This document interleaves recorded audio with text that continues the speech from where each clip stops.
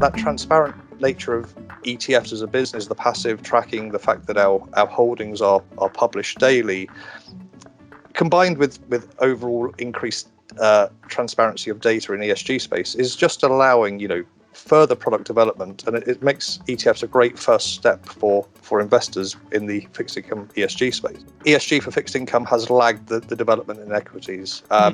There's a number of reasons for that the ownership and influence you get through the voting rights in equity ownership.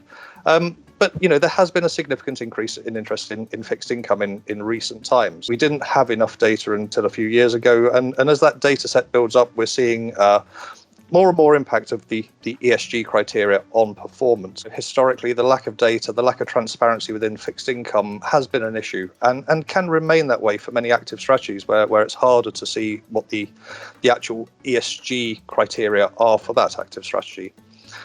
As ESG coverage has increased, it's been possible, as I say, for more fixed income indices to be developed with transparent ESG methodologies. I think we're seeing more clarity, more data around the ESG sector in fixed income. It sort of lagged the equity side of things.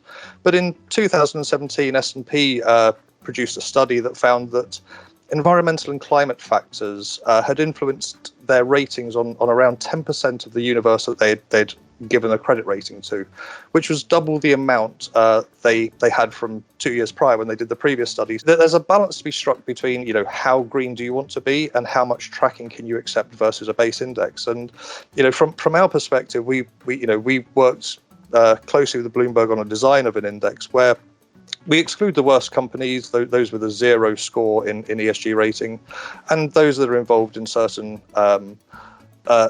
businesses that you wouldn't want to include in your index, such as military weapons and civilian firearms. But then we've also added a tilt to the rest of the portfolio. So we don't exclude, or we don't go to just best in class and have a positive screen, but we have a tilt towards the higher ESG scoring issuers in that index.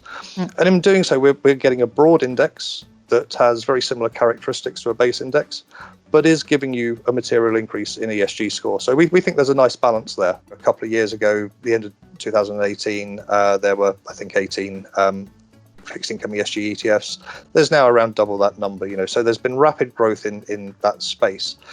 And what that's really doing, it's doing a couple of things. As you're bringing a wider choice to the market. So when there were only a few ESG products out there, investors might have looked at it and said they wanted the ESG fixed income solution, but the one that was available wasn't quite right.